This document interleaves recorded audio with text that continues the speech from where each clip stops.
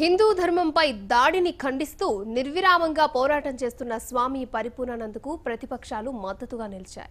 బహిష్కరణను వెంటనే ఉపసంహరించుకోవాలని డిమాండ్ చేస్తూ సీఎం కేసీఆర్ కు వినతి పత్రం ఇచ్చే ప్రయత్నం చేశారు బీజేపీ నేతలు. అయితే పోలీసులు వారి ప్రయత్నాన్ని అడ్డుకున్నారు. ఎమ్మెల్యేలను ఎమ్మెల్సీలను గృహ నిర్బంధం చేశారు. ధర్మం కోసం గలమెత్తితే నిర్బంధమేనా? ప్రభుత్వ చర్యలు దేనికి సంకేతం? ఏ లక్ష్యంతో ఈ నిర్బంధ రాజకీయం అని ప్రశ్నిస్తున్నారు ప్రతిపక్ష నేతలు. హిందూ ధర్మంపై దాడిని ఖండిస్తూ నిర్విరామంగా పోరాటం చేస్తున్న స్వామి పరిపూర్ణానంద బహిష్కరణపై బీజేపీ ఆందోళనను తీవ్రం చేసింది. స్వామీజీపై బహిష్కరణను వెంటనే ఎత్తివేయాలని డిమాండ్ చేస్తోంది. ఈ మేరకు సీఎం కేసీఆర్ ను కలిసి వినతిపత్రం ఇచ్చేందుకు తెలంగాణ రాష్ట్ర బీజేపీ అధ్యక్షుడు డాక్టర్ లక్ష్మణ్, ఎమ్మెల్యేలు కిషన్ రెడ్డి, రాజాసింగ్, ఎమ్మెల్సీలు రామచంద్రరావు సీఎం కార్యాలయానికి వెళ్లే ప్రయత్నం చేశారు.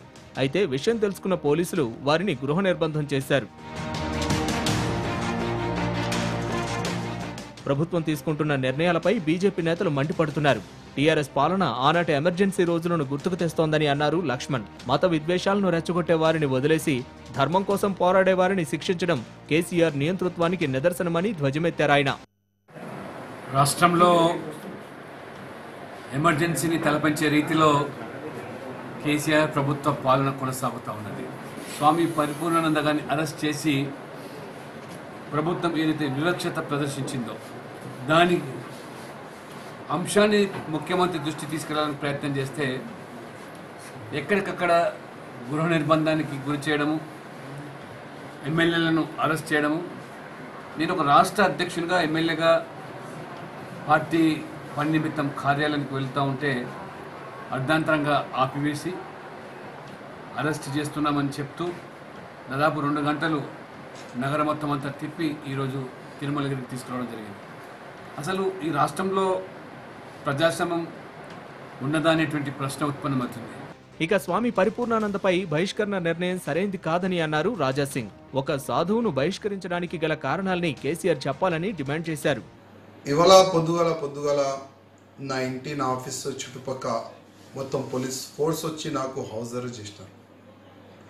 నేను ముఖ్యమంత్రి గారికి అడుగుతున్నా, ఎమ్మెల్యేతోని మీరు కలవరా? ప్రజల బాధలు కూడా మీరు వినరా?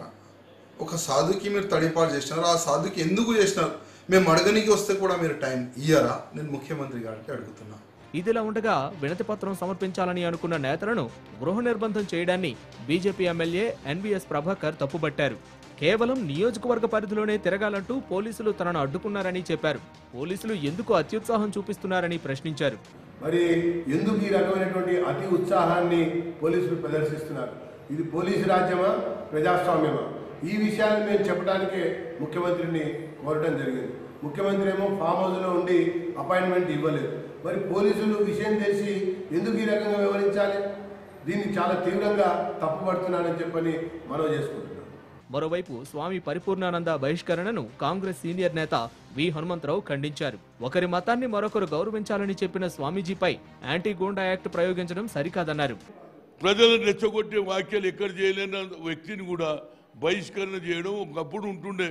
ఏది ఇండిపెండెంట్ రానప్పుడు గ్రామాలలో బహిష్కరణ. ఇవాళ దేశ స్వాతంత్రం వచ్చిన తర్వాత కూడా ఇలాంటి బహిష్కరణ చేయడం అనేది మన రాష్ట్రంలోనే జరుగుతుంది. ఇది మంచి పద్ధతి కాదు. ఇప్పటికైనా ఎంత తొందరగా బహిష్కరణ తీసేసి కేసు ఎత్తేయాలి. మొత్తంగా స్వామి పరిపూర్ణానందపై బహిష్కరణ వేటును ప్రతిపక్షాలు తీవ్రంగా ఖండిస్తున్నాయి. కేసీఆర్ నిరంకుశ పాలన చేస్తున్నారంటూ ధ్వజమెత్తుతున్నాయి.